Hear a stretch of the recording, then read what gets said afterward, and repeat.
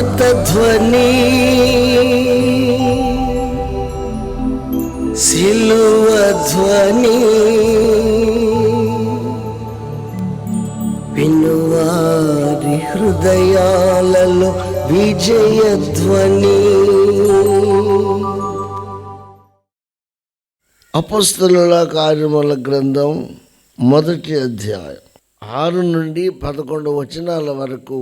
కాబట్టి వారు కూడి వచ్చినప్పుడు, ప్రభువా, ఈ కాలమందు ఇశ్రాయేలుకు రాజ్యము మరలా అనుగ్రహించదవా అని ఆయనను అడుగగా, ఆయన, కాలములో సమయములను తండ్రి తన స్వాధీనమందుంచుకొని ఉన్నాడు, వాటిని తెలుసుకొనుట మీ పని కాదు. గొప్ప ప్రశ్నని మించిన గొప్ప జవాబు. అయినను పరిశుద్ధాత్మ మీ మీదకి వచ్చినప్పుడు మీరు శక్తి నొందెదరు గనుక మీరు యెరూషలేములోను యూదయ సమరయ దేశముల యందంతటను భూదిగంతముల వరకును నాకు సాక్షులై యుందురని వారితో చెప్పాను. ఈ మాటలు చెప్పి వారు చూచుచూ ఉండగా ఆయన ఆరోహణమాయెను. అప్పుడు వారి కన్నులకు కనబడకుండా ఒక మేఘము ఆయనను కొనిపోయెను. ఆయన వెళ్ళుచూ ఉండగా ఆకాశము వైపు తేరి చూచుచుండిరి. ఇదిగో తెల్లని వస్త్రములు ధరించుకొని 2 మనుషులు వారి యొద్దకు నిలిచి, గలిలయ మనుషులారా, మీరెందుకు నిలిచి ఆకాశము వైపు చూచుచున్నారు? మీ వద్ద నుండి పరలోకమునకు చేర్చుకొనబడిన ఈ యేసే ఏ రీతిగా పరలోకమునకు వెళ్ళుట మీరు చూచితురో ఆ రీతిగానే ఆయన తిరిగి వచ్చునని వారితో చెప్పిరి. క్రిస్టియానిటీ సంఘ సంఖ్య పెరుగుతోంది, అవగాహన కూడా పెరుగుతోంది, ఆలోచన కూడా పెరుగుతోంది, చదువులో కూడా నువ్వా నేనా అన్నట్లు ఈ రోజులందరూ చెప్పండి చదువుకుంటున్నారు. సందేశాలు అర్థవంతంగా అందించవలసిన అవసరత బోధకుల మీద ఆధారపడి ఉంది. సంఘ కాపరుల మీద కూడా బాధ్యత ఉంది, సువార్థికుల మీద కూడా బాధ్యత ఉంది. కాబట్టి విలువైన టాపిక్ సువార్తలు. యేసు జన్మించుట, జీవించుట, బాప్తిస్మము పొందుట, సువార్తను ప్రకటించుట, క్రొత్త నిబంధనలు ఎవ్వరూ చేయనటువంటి 45 రోజుల ఉపవాస దీక్షను పూని విజయం సాధించి శరీర కోరికలను, సాతాను శక్తులను జయించుట, ఆ తరువాత సర్వమానవాళి విమోచన కోసం సిలువకు ఎక్కి రక్తము కార్చి చనిపోయి సమాధి చేయబడి మరణంతో సవాలు చేసి మరణాన్ని గెలిచి తిరిగి లేచుట, తాను పునరుద్ధానుడను అని రుజువు చేయటానికి 40 దినాలు అదనముగా జీవించుట. ఇప్పుడు నేను చెప్పిన పాయింట్స్ ప్రతి క్రైస్తవుడికి తెలియాలి. హల్లెలూయా. క్రిస్టియన్స్గా క్రీస్తుని గురించి ఎక్కువగా పరిశీలన చేయాలి. ఇక అది అయిపోయిన తర్వాత అప్పుడున్న రోమీలు అనుకున్నారు, హేరోదు లాంటి వాళ్ళు అనుకున్నారు, యెరూషలేములో ఉన్న మత నాయకులు, మత పిచ్చగాళ్ళు అనుకున్నారు, వాళ్ళందరికీ ద్వేషం వేసాయండి. ఇంకేమైనా అయిపోయింది, చంపేశాం, చనిపోయాడు, ఇక అయిపోయింది అనుకునేసరికి యేసై తిరిగి లేచాడు. Praise the lord.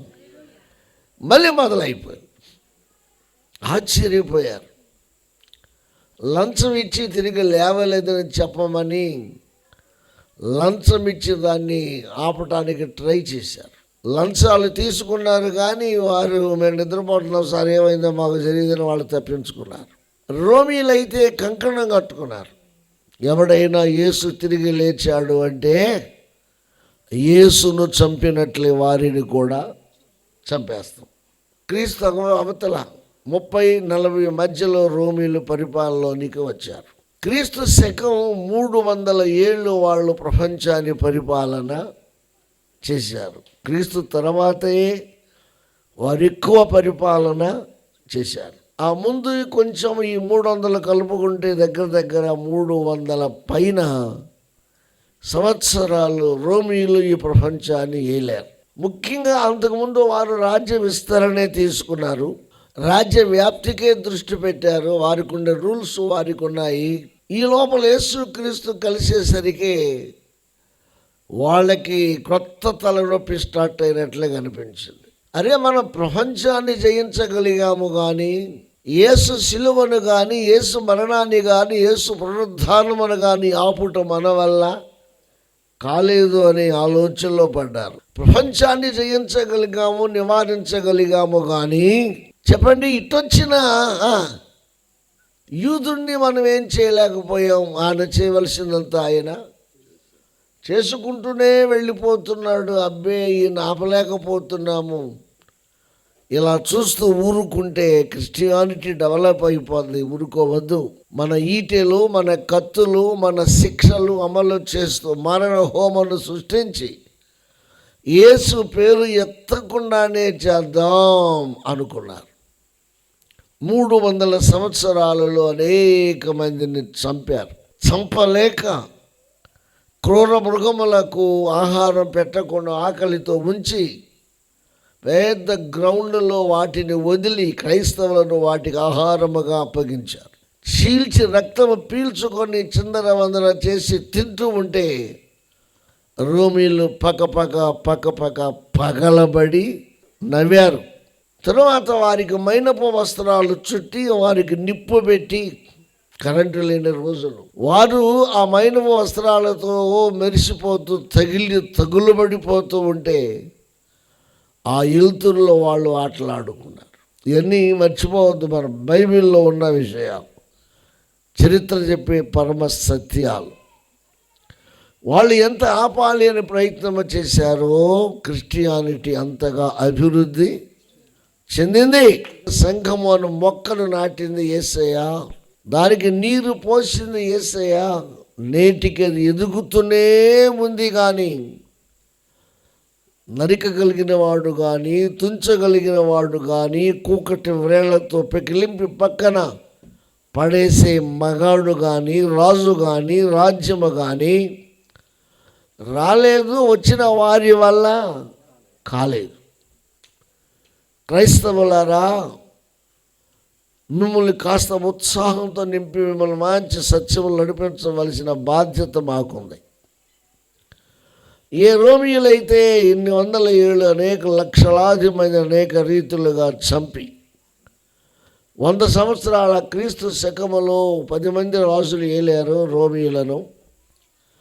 10 మంది రాజులు, 2 దుర్మార్గులు ఉన్నారు, నీరో, డొమిషియన్.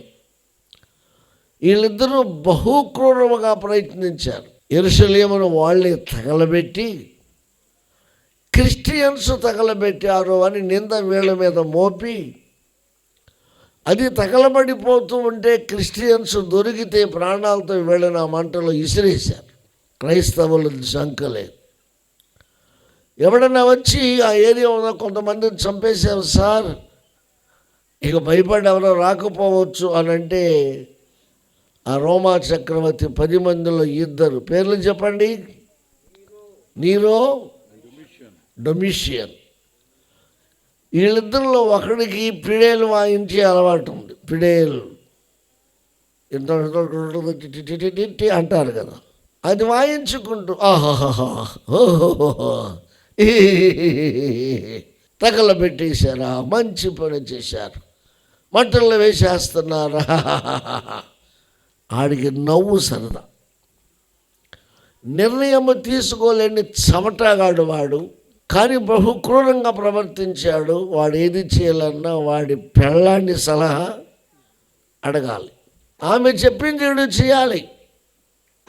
అలా ఎంతో మందిని బలి తీసుకున్న దుర్మార్గులు వాళ్ళు. ఉదాహరణకు పౌలును చంపించింది రోమీలే, పేతురుని చంపింది త్వరగా రోమీలే. ఒక యోహాను తప్ప ఆ 1వ శతాబ్దంలో యేసుక్రీస్తుతో సహా శిక్షలు వేరు. కొందరు శిరచ్ఛేదము, కొందరికి సిలువ, కొందరిని బహిష్కరణ, కొందరిని పొడిచి చంపటం, ఈ రీతిగా శిక్షలు విధించినా క్రైస్తవులు ప్రార్థన మానలేదు. Praise the Lord. అలాగే 3వ శతాబ్దం 300 ఏళ్ళు వచ్చేసింది. మనకులాగా ఓపెన్ ప్లేస్లో మీటింగ్ వీల్లేదు, చర్చి కడతానికి వీల్లేదు. 300 సంవత్సరాలు చర్చలే లేవు అసలు. చెట్ల చాటున, అడవులలో, గృహాలలో, ఎక్కడెక్కడో ప్రార్థనలు జరిపారు. ప్రార్థన మాత్రం మానలేదు. Praise the lord. కాన్స్టంటైనోపుల్ అనేవాడు రోమా చక్రవర్తి. ఇంకా పొడిగించుదాము అనుకుంటూ ఉండగా వాడి తల్లికి యేసయ్య దర్శనమిచ్చాడు.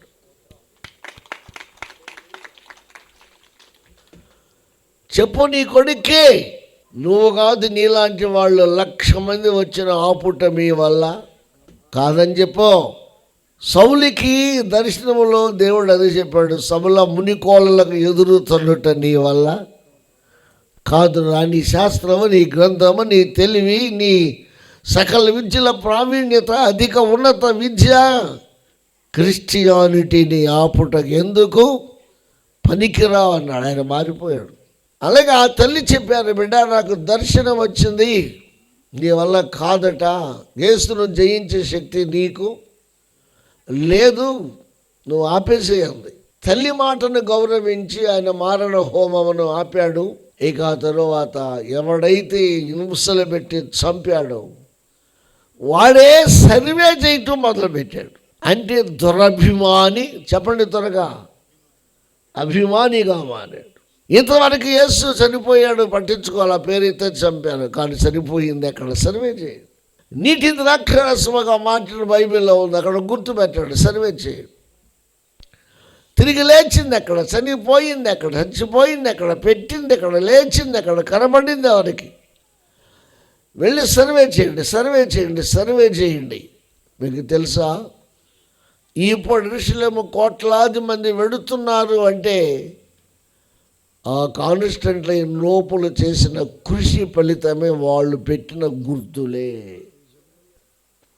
అలాగే మన ఇండియాలో కూడా జరిగింది. తోమాని చంపింది ఒక చోట, సమాధి చేసింది ఇంకొక చోట. ఎల్బో ఈ మోషేని ఇంతవరకు తవ్వి తెచ్చి ఒక కొండ మీద పెట్టి గుడి కట్టి ఆ ఎముకను అద్దాలలో అమర్చి పెట్టారు. ఒరిజినల్ యేసు శిష్యుని ఎముక అది ఇప్పటికే ఉంది. క్రింద నుండి పర్వతం ఎక్కి అంతవరకు ఆ పక్క ఈ పక్క యేసు ప్రభు వారు మానవాళి కోసం పొందిన శ్రమలు పెద్ద పెద్ద ఫ్లెక్సీలు పెట్టారు. కింద నుంచి ఆ పక్క ఈ పక్క చూడటానికి మన కళ్ళు చాలవు. ఇవన్నీ చూసుకుంటూ వెళ్ళి ఆ చర్చిలోకి వెళ్ళేసరికి 12 మంది అపోస్తలులు, ఇస్కరియోతు యూదా మినహా క్రీస్తు కోసం ఎలా ప్రాణాలు పెట్టారో పెద్ద పెద్ద దృశ్యములు దానిలో పెట్టారు. ఇక ఆ మధ్యలో తోమా గారి రియల్ ఎముక మోచేతిని అక్కడ ఉంచారు. ఇవన్నీ చూసి అక్కడికి వెళ్ళి చూసేసరికి యాడు అని వాడంటూ ఉన్నాడు. మేము వెళ్ళినప్పుడు 85లో ఫస్ట్ ఒకడు వేయకుండా ఒకడు బోర్ల పడి ఏడ్చి జీవితాలు యేసయ్యకి సమర్పించి కొత్తగా కొన్ని నిర్ణయాలు తీసుకొని మద్రాసు నుంచి వచ్చాం. అందుకని మీకు చెబుతున్నా, మీలో ఎవరైనా మద్రాసు వెళితే మద్రాసును చూడటానికి కాదు మనం వెళ్ళవలసింది, భారతదేశ ప్రజల రక్షణ కోసమై ప్రాణాలు అర్పించిన పరిశుద్ధుడైన తోమాని చూడటానికి వెళ్ళండి. అప్పుడు నీ ఉత్సాహం పెరుగుతుంది, నీ మంట రగులుతుంది. హల్లెలూయా. దాన్ని ఆపటం ఎవడి తరమో కాదు. చరిత్రలో కొన్ని సంఘటనలు మీ ముందు ఉంచాను, ప్రార్థన చేయండి. క్రిస్టియానిటీని చంపటం ఎవడం వల్ల కాదు. సరే, సువార్తలు అట్లా అయిపోయిన తర్వాత అపోస్తల కార్యముల గ్రంథం అయిపోయింది అనుకున్న టైంలో మళ్ళీ మొదలైంది. ఆ మాట కూడా గుర్తుపెట్టి ప్రార్థనలో పెట్టుకోండి. అయిపోయింది అని వాళ్ళు అనుకుంటే కాదు, మళ్ళా మొదలయ్యింది. అయిపోయింది సేవ, పుట్టుక, ఎదుగుదల, సేవ, అద్భుతాలు, కుంటోడు కాళ్ళు, గుడ్డోడు కళ్ళు, మోగోడుకు మాట, చనిపోవటం, సమాధి చేయబడుట, అంతవరకు అయితే మళ్ళా మొదలైంది ఏంటంటే అదనంగా ఇంకో విషయం చేరినది. ఏంటంటే యేసు తిరిగి లేచాడు. ఈ rose up from the death, ఆయన మరణం నుండి తిరిగి లేచాడన్న వార్తను ఎవడు ఆపటం ఎవడి వల్ల కాదు. మరణాన్ని సవాలు చేశాడు. మరణమా నీ ముళ్ళు, నీకు దమ్ముంటే చక్రవర్తులను చంపావు, రాజులను చంపావు, రాజులను చంపావు, సామంతులను చంపావు, శాస్త్రవేత్తలను చంపావు, మేధావులను చంపావు. గొప్పవాడు కూడా మరణం అంటే గజ్జ గజ్జ గజ్జ వణికిపోయి, నీ దమ్ముంటే నాతో కలబడు, సిలువలో కలుసుకుందావు రా.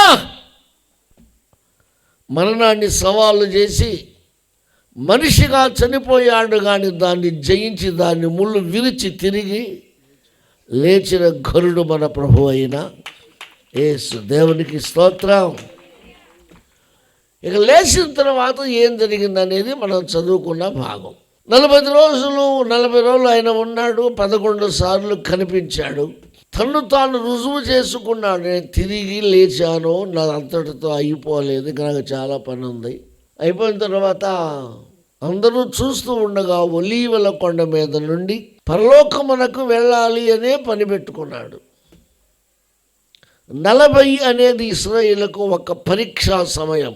40 రోజుల ప్రయాణము, 40 రోజుల ఉపవాసము, 40 రోజులు.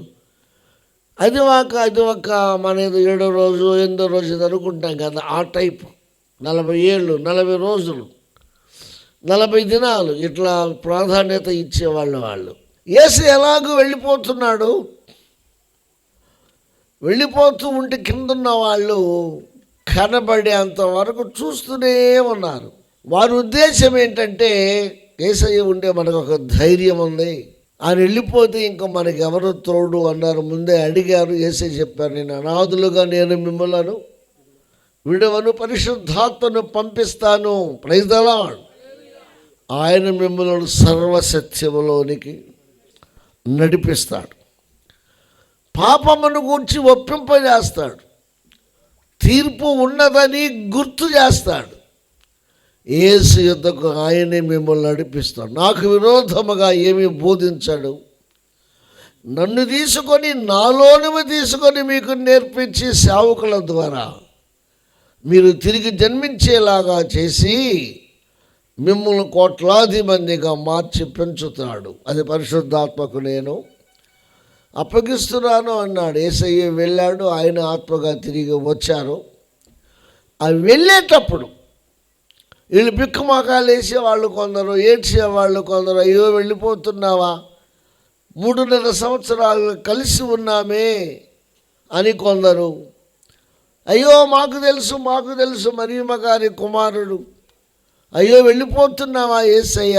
అలా లేచి వెళ్ళిపోతుంటే వాళ్ళందరూ ఆక్రందన చేస్తూ ఉండగా యేసయ్య చెప్పవలసిన మాటలు చెప్పేసి వెళ్ళిపోతూ ఉండగా పరలోకము నుండి ఒక మేఘము వచ్చి ఆయనను ఆవరించింది. ఆ మేఘము కమ్మిన తర్వాత యేసయ్య కనబడలేదు. ఇక దృష్టి కూడా చాలదు. మన దృష్టికి కొంతవరకే మేర ఉంటుంది. స్వరానికి కూడా అంతే. నేను మాట్లాడుతున్న మైకులో కొంతవరకు వినపడదు, కానీ ఇది మంద దాకా వినపడాలంటే సాధ్యం కాదుగా. యంత్రాల ద్వారా పంపించే టెక్నాలజీ డెవలప్ అయింది, అది వెళ్తుంది, అది నడుస్తుంది, అది వేరే విషయం. ఆ మేఘాలతో పాటు దేవదూతలు వచ్చారు యేసయ్యని తీసుకువెళ్ళటానికి, లేక ఎదుర్కొని వెళ్ళటానికి, లేక చూసేవారికి ఒక వర్తమానాన్ని ఇవ్వడానికి. ఇది చాలా విలువైనది. గలిలయ మనుషులారా, ఎందుకు మీరు నిలబడి ఆకాశం వైపు చూచుచున్నారు? ఇక్కడ నుండి పరలోకమునకు చేర్చుకొనబడిన ఈ యేసే ఏ రీతిగా పరలోకమునకు వెళ్ళుట మీరు చూచుచున్నారో, ఆ రీతిగానే ఆయన తిరిగి వచ్చునని వారితో చెప్పిరి. పరలోకమునకు వెళ్ళిన ఈ యేసే వెళ్ళాడు, వెళ్తాం చూశారు. అదే రీతిగా ఆయన మళ్ళా ఇక్కడ 2 రకాలు ఉన్నాయి. రాజుగా వచ్చేది యూదుల కోసం, మన బోధకులు కూడా తెలియట్లా. పెళ్లి కుమారుడుగా వచ్చేది క్రైస్తవ సంఘం కోసం. ఇది రాజుతో పాటు ప్రారంభించాడు. క్రైస్తవుడు మరో వద్దని శరణు రాశాడు. రాజుగా వచ్చేది ఎవరి కోసం చెప్పండి? యూదుల కోసం. పెండ్లి కుమారునిగా వచ్చేది ఎవరి కోసం? క్రీస్తు యేసు రక్తములో కడుగబడి సంఘ సభ్యులుగా చేరి ఆత్మశక్తితో నింపబడి ఫలములు వరములు కలిగి,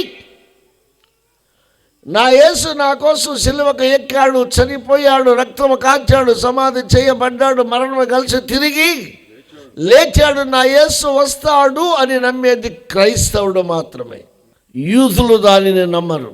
నేను యెరూషలేముకి వెళ్ళినప్పుడు యూదులు 90 లక్షల మంది మాత్రమే ఉన్నారు, 1 కోటి మంది కూడా లేరు. ఈ మధ్యలో ఆ 10 పూర్తి అయిపోయింది. ఇప్పుడు 1 కోటి మంది ఇశ్రాయేలు దేశంలో ఉన్నారు. ఆ 1 కోటి మందిలో ఎవరు కూడా మనలాగా యేసుని నమ్మరు. వాళ్ళు నమ్మేది ఏంటంటే మెస్సీయ అనే రాజు మన కోసం వస్తాడు, ఆయన వచ్చినప్పుడు 1000 ఏండ్ల పరిపాలన చేస్తాడు, అప్పుడు ఈ లోకమంతా ఏకమైన బలని ఏమీ చేయలేదు అని ఆనిక్షణ వారు రాజు కోసం ఎదురు చూస్తున్నారు. మన 10 రోజుల క్రితం ఒక భారతీయుడు ఇశ్రాయేలు ప్రధానమంత్రికి ఒక ప్రశ్న వేశాడు. అమెరికా వాళ్ళు, బ్రిటిష్ వాళ్ళు, ఆస్ట్రేలియా వాళ్ళు, ఇంగ్లాండ్ వాళ్ళు ఎక్కడెక్కడ నుంచి మన భారతదేశంలో చర్చిలు కడుతుంటే, యేసు పుట్టింది మీ దేశంలో కదా, చనిపోయింది మీ దేశంలో కదా, తిరిగి లేచింది మీ దేశంలో కదా, మీరు వచ్చి చర్చిలు కట్టరేంటి అని అడిగాడు. ఇశ్రాయేలు ప్రధాని ఏం చెప్పాడో తెలుసా? మేము నమ్మము అన్నారు. మరి ఏంటి మీ నమ్మకం అంటే, యేసు మా మీదకి ఈసారి భూమి మీదకి వస్తాడు, 1000 ఏండ్ల పని మళ్ళీ స్టార్ట్ అవ్వాలి. ఇప్పటికి 2 ప్రపంచ యుద్ధాలు జరిగాయి. 1914 to 1919 వరకు, 1939 to 1945 వరకు 2 ప్రపంచ యుద్ధాలు జరిగాయి. 3వ ప్రపంచ యుద్ధానికి రెడీ అవుతున్నారు. మొన్న అయిపోయింది అనుకున్నారు, కానీ ఆగింది. ఇప్పుడే టెక్నాలజీ డెవలప్ అయింది, యవనస్తులు అభివృద్ధి చెందుతున్నారు. ప్రపంచంలో ఎవడు బతుకుదిరు వాడు చూసుకుంటున్నాడు, ఎన్నెన్నో కనిపెట్టుకుంటున్నాడు. ఇప్పుడు వీళ్ళందరూ చచ్చిపోవాలి కదా అని పాపం పెద్దోళ్ళు ఆపారు. కానీ మనం ఉండగాను మన తర్వాత ఇది వస్తుంది. అది వచ్చినప్పుడు దానికి గల కారణం ఏంటంటే, ముఖ్యంగా సొలొమోను కట్టిన మందిరాన్ని కూల్చివేశారు. తర్వాత ఎజ్రా, నెహెమ్యాలు వచ్చి దాన్ని పూర్తి చేశారు. దాన్ని మరలా వచ్చి కొంతమంది మళ్ళా కూలుస్తూ వచ్చారు.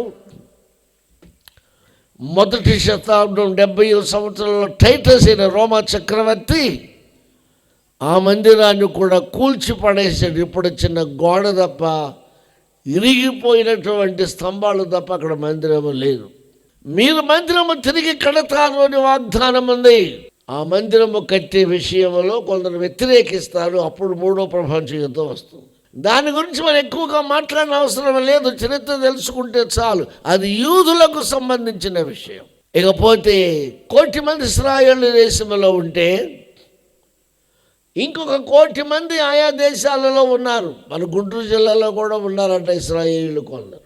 నేను ఎప్పుడో చదివాను, బందరు వచ్చిన కొత్త 40 ఏళ్ల క్రితమే. రష్యాలో 18 లక్షల మంది ఉన్నారు. ఎవరో? యూదులు. రష్యా అధినేత క్రిస్టియన్, ఉక్రెయిన్ అధినేత యూదుడు. ఆశ్చర్యం. నా మట్టుకు నేను ఎన్నిసార్లు నవ్వుకున్నాను. అబ్బా,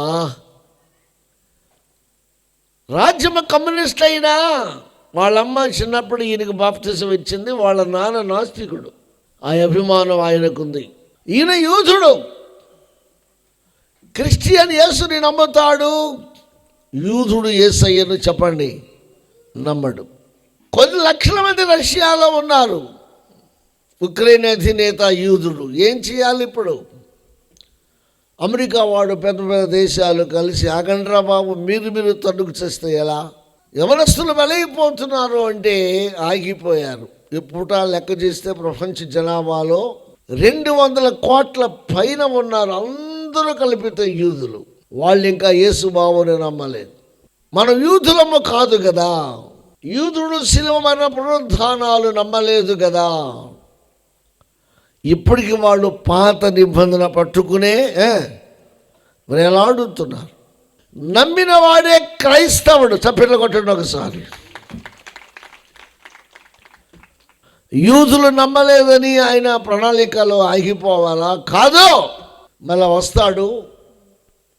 ఈలోపు మీరేం చేయాలంటే యేసుక్రీస్తుని గూర్చి, యేసుక్రీస్తు సేవను గూర్చి, యేసుక్రీస్తు శిలువ కంఠస్థం చేయండి. మరణ పునరుద్ధానములను గూర్చి సర్వలోకమునకు వెళ్ళి మీరు చెప్పండి. భూదిగంతముల వరకు వెళ్ళి చెప్పండి. దానికి ముందు యోధయ, రెండోది చెప్పండి. సమరయ, మూడవది చెప్పండి. గలలయ, నాలుగవది చెప్పండి. యెరూషలేము, ఐదవది చెప్పండి. భూమి దిగంతం, the end of the earth అంట. భూమి చివరి కోణాల వరకు ఈ వర్తమానాలు మీరు చెప్పండి. యేసును గురించి మాట్లాడండి. కోట్లాది మంది అంగీకరిస్తారు. సంఘముగా వారు పురికొల్పబడతారు, అభివృద్ధి చెందుద్ది. వారిని తీసుకువెడటానికి మరలా నేను మధ్యాకాశములోనికి వస్తాను.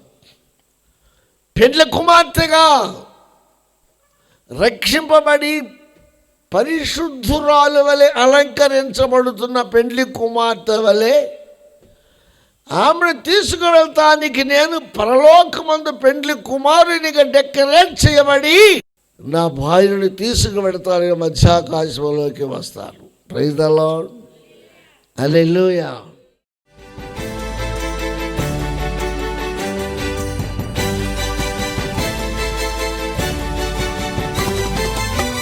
యేసుని మాటలు వినగా వినగా మనసుకు శాంతి, ఆత్మకు రక్షణ.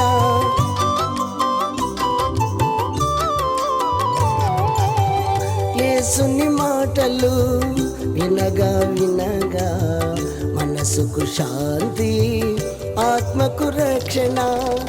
యేసుని మాటలలో విలువను ఎరిగినచో, యేసుని మాటలలో విలువను ఎరిగినచో నీ బ్రతుకంతా మేలే మేలుగా, నీ బ్రతుకంతా మేలే మేలుగా. వినగా వినగా యేసు సువార్త కలుగును హృదయాలలో విశ్వాసం. వినగా వినగా యేసు సువార్త కలుగును హృదయాలలో విశ్వాసం. అందుకే అందరూ రండి, కూర్చోండి, వినండి. అందుకే అందరూ రండి, కూర్చోండి, వినండి. యేసయ్య